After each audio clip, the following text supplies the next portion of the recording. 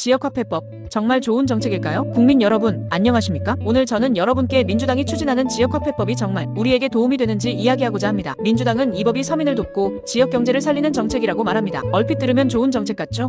하지만 정말 그럴까요? 오늘 저는 이 정책이 왜 문제인지 쉬운 말로 설명해드리겠습니다. 지역화폐가 경제를 살린다? 착각입니다. 민주당은 지역화폐가 지역에서 돈이 돌게 해서 경제를 살린다고 합니다. 하지만 이건 착시 효과입니다. 지역화폐를 받으면 우리는 그냥 평소에 쓰던 돈 대신 지역화폐를 쓰게 됩니다. 즉, 소비가 늘어나는 것이 아니라 그냥 돈의 흐름이 바뀌는 것뿐입니다. 경제 전체로 보면 새로운 돈이 생기는 것이 아니라 기존 소비가 이동하는 것뿐입니다. 즉, 지역화폐가 경제를 살리는 것이 아니라 그냥 정부가 만든 돈을 강제로 쓰게 하는 것입니다. 소상공인을 돕는다? 결국 국민 세금입니다. 지역화폐가 소상공인을 돕는다는 말 많이 들어보셨죠? 하지만 어떻게 돕는 걸까요? 지역화폐를 할인해서 주려면 정부가 차액을 보전해줘야 합니다. 이 돈은 어디서 나올까요?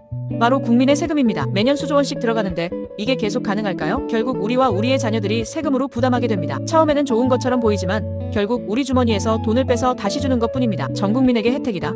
불공정한 정책입니다. 민주당은 모든 국민이 혜택을 본다고 말합니다. 하지만 지역화폐는 모든 국민에게 똑같이 좋은 정책이 아닙니다. 지역마다 예산 차이가 나기 때문에 어떤 지역은 혜택을 더 받고 어떤 지역은 덜 받습니다. 대기업이나 온라인 쇼핑을 주로 이용하는 사람들은 이 돈을 사용할 수 없습니다. 일부 지역에서는 지역화폐깡 같은 불법 환전 문제가 생기고 있습니다. 결국 일부 사람들에게만 혜택이 가는 불공정한 정책이 될 가능성이 큽니다. 경제를 살리는 선순환? 오히려 세금 낭비의 악순환. 지역화폐가 경제를 살리고 돈이 잘 돌게 만든다고요? 하지만 현실은 다릅니다. 정부는 지역화폐를 유지하기 위해 매년 수조 원의 세금을 계속 써야 합니다. 이렇게 하면 국가 재정이 악화되고 결국 미래 세대가 그 빚을 떠안게 됩니다. 지역화폐를 부정 사용하려는 사람도 많아지고 정부는 단속에 더 많은 돈을 써야 합니다. 결국 세금을 퍼붓는 악순환이 시작되는 것입니다. 지역화폐법, 정말로 우리를 위한 법일까요? 경제를 살린다?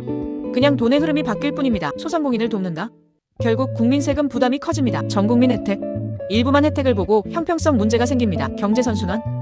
오히려 세금 낭비가 악순환됩니다. 국민 여러분, 지역화폐법이 정말 우리를 위한 법인지 냉정하게 생각해봐야 합니다. 감성적인 구호에 속지 말고 진짜 우리 경제를 살릴 수 있는 정책이 무엇인지 고민해야 할 때입니다. 국민 세금으로 포퓰리즘 정책을 밀어붙이는 것을 용납할 수 없습니다. 지역화폐법, 반드시 재검토되어야 합니다. 감사합니다.